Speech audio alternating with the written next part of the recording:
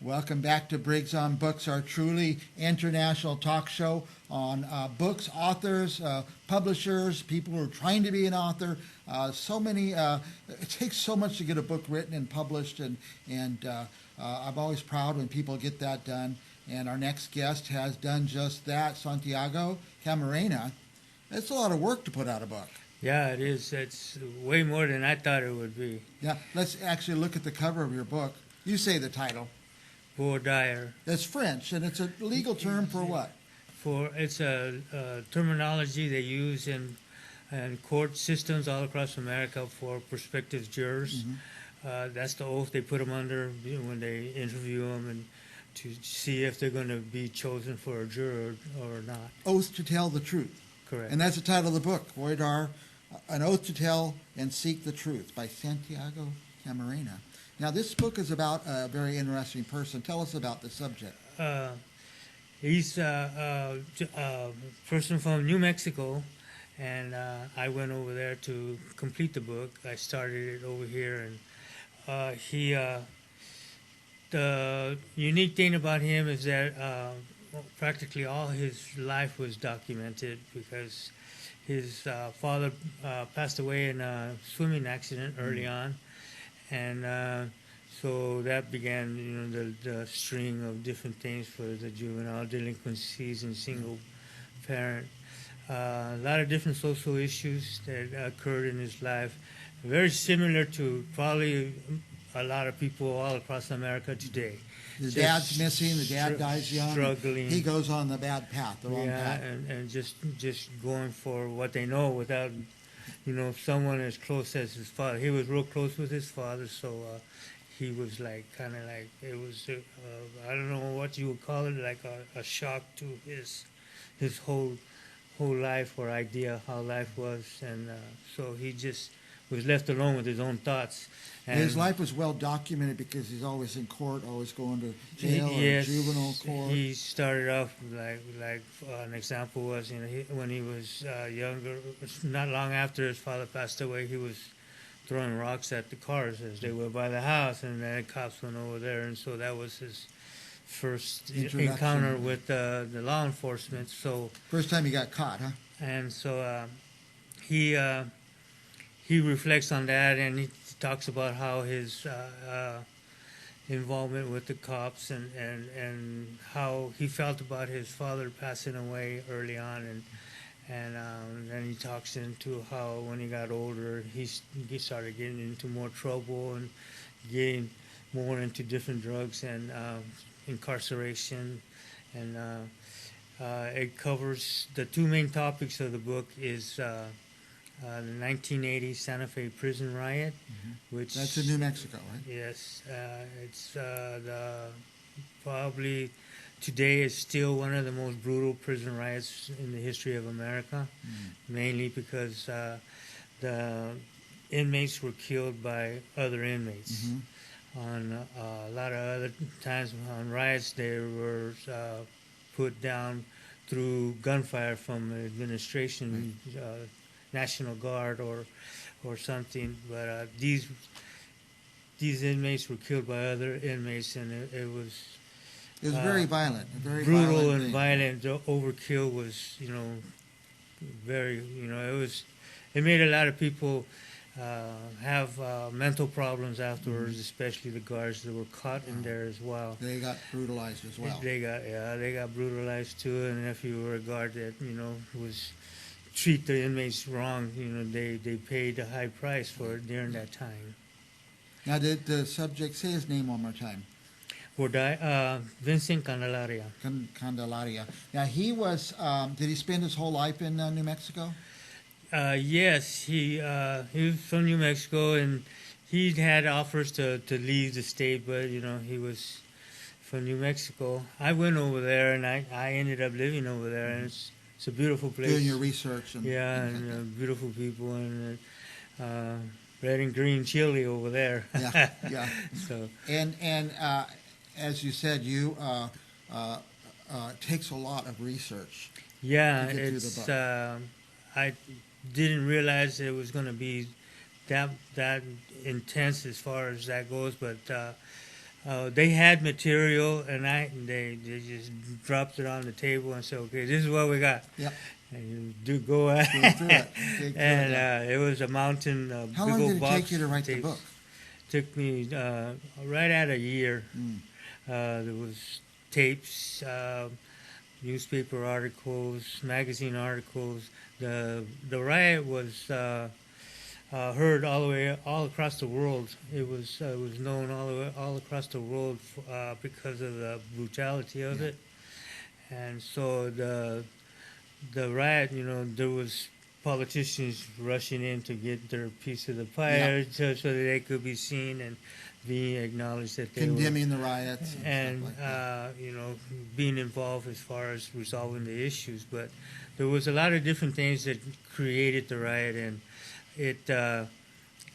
they were all legit reasons why the inmates were rioting. It kind of like nothing that justifies what they did, but it was something that was going to happen, and it's not the first time it's happened. It's happened in other prisons all across America. Who should read this book? When I wrote it, I had a similar lifestyle, and so it was like therapy for me. Mm-hmm. Mm-hmm. And the message that it has is that this person was involved in that kind of lifestyle his entire life. Mm-hmm. And so by the time he was an adult, there's many people who knew him, cops and other people on the streets, and he was well known, and he did whatever he pretty much wants. He was a pretty big man, and but the main thing is that he conceded to himself while incarcerated that he understood or perceived life wrong, and that he was wrong about basic things. He came to that understanding about himself. And like matured, and so he admitted that he was wrong, and he wanted to change his life, and he did. And he did. But he was still in there, and it was still spent the rest of his life in prison. He spent the rest of his life in prison, but he still changed his life, and he was glad that he did. And now, is this a cautionary tale? Do you think maybe some young people should read this book? And it's as we know, everybody's exposed to the do's and don'ts out there on the streets as far as peers, acting, when growing up, people want to experiment and stuff. This would be something that would give somebody some insight as to what could happen. mm-hmm. They say that the brain acknowledges a threat and a pay value. So this lifestyle would definitely be a threat to your life. Yeah. And it covers his entire life from one stage to the next, and the different things that he experienced and stuff, and then how he felt after he started changing. And it gives that message right there, and then at the end he's saying himself that that his story isn't going to depict everybody's, but it's just one. So there needs to be more people to understand and write their own story. Now, we have your website up there. I can't say, they're French words. We're not French here. Voir Dire, seek truth. Anyway, VOIRDIRE, seektruth.com. They can order the book there? Yes. Either you can look it up under my name or on this website right here. Mm-hmm. It's on Amazon. Or go to a bookstore and then ask them if they about either the author or the book name. Okay. Usually there's ISBN number. I'm not certain. Yeah. That. But go to the website. I just went to the website. It's a very cool website, by the way. Whoever made that, it's nice. So go to the website, click on it, and order the book there. We are already out of time, but anything else you want our viewers to know? The website does have 2 chapters that you could read at the bottom. Nice. See, that's a good trick, because once you read the first two chapters, you can't stop then. And it has a little bit about the person, the book, a little bit about me, and it has the store button, so you could click on it and purchase the book on the web page right there. Yeah, and there's the web pages on the screen, VOIRDIRE, seektruth.com.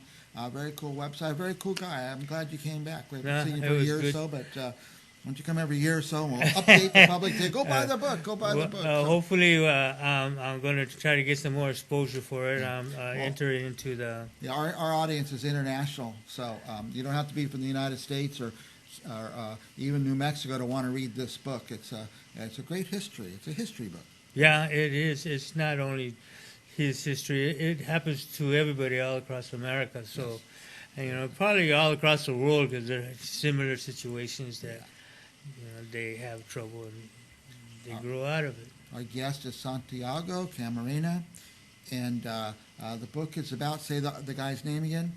Vincent Candelaria. And he's a real guy in real prison, got in real trouble in New Mexico, and about the riot. And what year was that riot? 1980. It also covers a police murder. Mm-hmm. He was accused of a police killing after he got out after the riot. Mm. And that involved 3 court dates where he had to go back and forth, and there's the different things that the victim goes through, the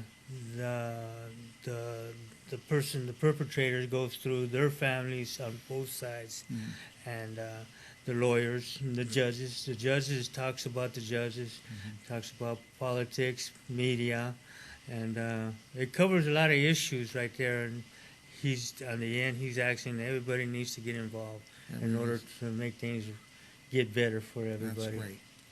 That's great. He came to that realization. We're out of time. I want to talk to Santiago all day. We'll be back with more Briggs on Books right after this.